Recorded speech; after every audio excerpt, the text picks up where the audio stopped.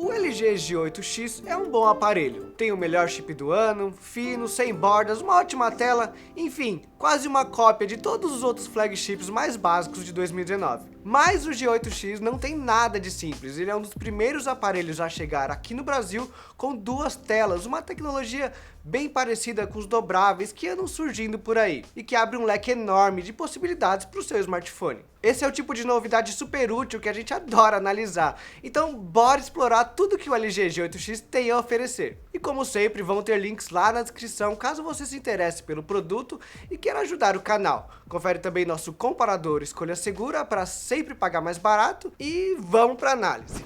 Antes de mais nada, vale lembrar que esse não é o primeiro aparelho com essa tecnologia que a LG lançou. No começo do ano, o V5 tinha um acessório igual a esse, deixando o setup todo bem parecido, mas como foi algo que nem veio para o Brasil direito e essa nova versão melhora basicamente tudo, vamos pular direto para o G8X. Diferente dos dobráveis que começaram a ser lançados agora, a LG tomou o caminho mais curto, por assim dizer, e adaptou essa segunda tela, optando assim por uma estratégia que deixa o projeto mais barato e mais rápido de sair do papel. O resultado foi disparado o celular mais interessante da LG. A capinha deixa o aparelho bem grande e um pouco mais pesado que de costume, um verdadeiro trambolhão impossível de esconder. Ele é basicamente todo feito em plástico, exceto a frente de vidro, que até parece uma terceira tela, mas a grande parte é só uma cobertura mesmo, para dar um estilo refinado, mais premium ao G8X. Apenas uma pequena parte é realmente o display, mostrando a hora, as notificações e quem está te ligando. A qualidade é baixa mesmo e nem é touchscreen. A ideia foi apenas incluir aqui uma janela para você não precisar abrir o celular toda hora. Seguindo essa mesma ideia de praticidade, você também tem furos para passagem de som e para o P2, além de ser possível configurar os botões expostos para atender chamadas com ele fechado. O único contratempo é que você precisa de um adaptador magnético para conseguir utilizar o USB que é comprado à parte. Sem ele, você precisa desacoplá-lo da segunda tela sempre que quiser carregar. São aqueles detalhezinhos chatos que todo smartphone tem, mas que honestamente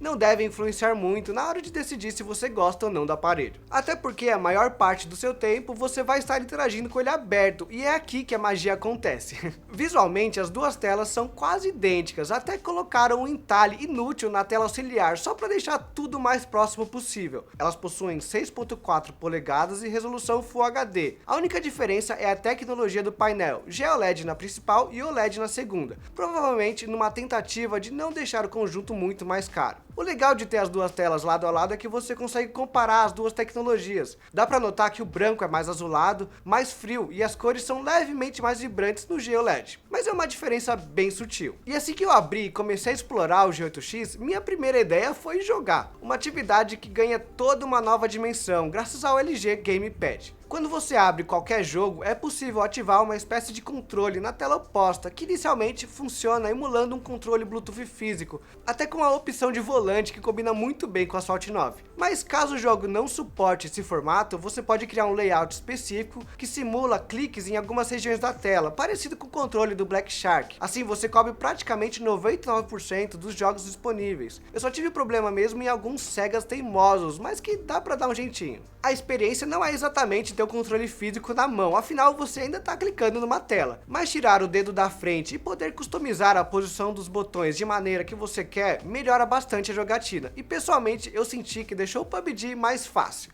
Não que eu precise de ajuda, né? Mas ajudou.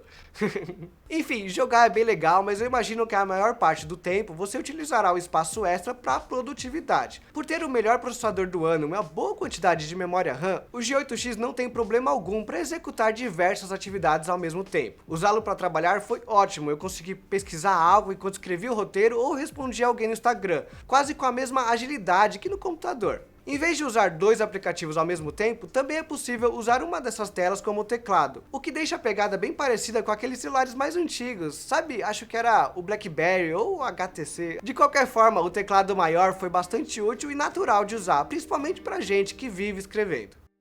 Ainda existem alguns aplicativos que são todos adaptados ao Dual Screen. De fábrica, a LG inclui o navegador Whale, que até parece o Blunder qualquer, mas que tem várias funções legais. Com ele você pode combinar as duas telas, daí qualquer link que você abrir vai para a tela auxiliar. Dá também para abrir dois Chromes ao mesmo tempo, só que cada um vai trabalhar independente do outro, deixando o processo um pouco menos prático, mas já é o suficiente para alterar a forma que você usa a internet. Todo esse manejo de tela parece complicado, mas quando você pega o jeito é bem simples. O método mais ágil de jogá-las de um lado para o outro é arrastando com 3 dedos. Ou você pode usar o pequeno botão flutuante que te dá acesso a mais alguns comandos. Além de trocar os aplicativos de tela, dá para desligá-la ou ainda ativar o modo contínuo, apelidado por aqui de visão dual screen. Ela só aparece nos programas que suportam essa função, que geralmente são os navegadores, mas eu honestamente achei que não é algo que fazia tanto sentido por aqui. Pode ser legal para leitura, parecendo um jornal ou algo assim, mas para qualquer outra coisa, o espaço enorme entre as telas cria uma borda que realmente atrapalha. Até os botões se perdem um pouco, ficando cortados embaixo desse espaço. Precisava de um formato com as duas telas encaixadas, igual ao Fold, para funcionar bem. Com elas separadas, realmente não fica tão legal. Na segunda tela, você encontra também um atalho para o menu de configurações, que te dá acesso a mais algumas opções. Tem os controles básicos, como desligar o display da frente, se você preferir, uma seleção de fundos de tela que se aproveitam da separação entre os dois lados, ou até uma opção um pouco diferente, própria para quem utiliza o celular separado da caixinha, que é configurar um aplicativo para abrir sempre que a tela auxiliar é ativada. Se eu só usasse a segunda tela quando fosse escrever o roteiro, por exemplo, eu poderia ter colocado o Notion para abrir assim que eu plugasse o celular na capinha, eliminando um passo da minha rotina. Claro que eu pessoalmente acho mais legal sempre deixar os dois juntos, até pelo alto custo do equipamento, mas eu entendo que o tamanho que ele alcança pode ser um incômodo para algumas pessoas. Outro bom motivo para não deixá-los juntos sempre é o consumo de bateria. A capinha é bem fina e não vem com uma bateria extra, o que significa que os 4.000 mAh do G8X tem que alimentar todo mundo por aqui. Pelos nossos testes, o aumento foi bem próximo àquele que a LG anuncia, uns 20% em média. Ou seja, uma longevidade de carga que é comparável a um aparelho de 3.200 mAh. O que não é tão pouco, mas me preocupa bastante com a degradação dessa bateria a longo prazo. Ah, sim, e quando o G8X fica com pouca bateria e entra no modo econômico, a segunda tela desliga automaticamente. Não achei que isso era super necessário, mas pelo menos evita que você esqueça e perca mais bateria à toa. E já que eu comecei, deixa eu falar também da recarga. Com o seu carregador Fast Charge, demorou mais ou menos 1h30 para ir de 0 a 100%, que não é nada sensacional, mas também não é super devagar. Para fechar então, a capinha influencia também as câmeras. As traseiras são basicamente as que você encontra no G8X, 12 megapixels na principal e 12 na ultra-wide, apenas perdendo a telefoto, que, vamos ser sinceros, é a mais ok de se perder. Essas são as duas câmeras menos interessantes, então eu nem vou gastar muito tempo por aqui. É basicamente uma boa foto de um flagship da LG. A novidade está na câmera frontal. O G8X não traz aquele sensor Time of Flight, que era usado para aqueles Air Motions estranhos lá. Por outro lado, ele faz um upgrade grande na lente, subindo para 32 megapixels de resolução, e que você pode usar como uma traseira ao abrir a capinha em 360 graus. É uma lógica inversa ao que vimos no Zenfone 6 ou o Galaxy A80, por exemplo. Basicamente, os dois lados do celular mostram um preview, bom para a pessoa que você vai tirar foto saber como ela tá. E mesmo sendo um sensor utilizado para selfies, a qualidade é bem alta e tem mais capacidades de inteligência artificial, resultados superiores ao HDR quando comparados com o G8S, e ainda grava em resolução 4K com boa estabilização, bem acima da média para esse tipo de câmera. O problema dessa ideia é que, assim como todos os outros sensores frontais, ele não tem aquela capacidade de fazer zoom com o gesto de pinça e o foco é fixo, o que não acaba exatamente substituindo a principal.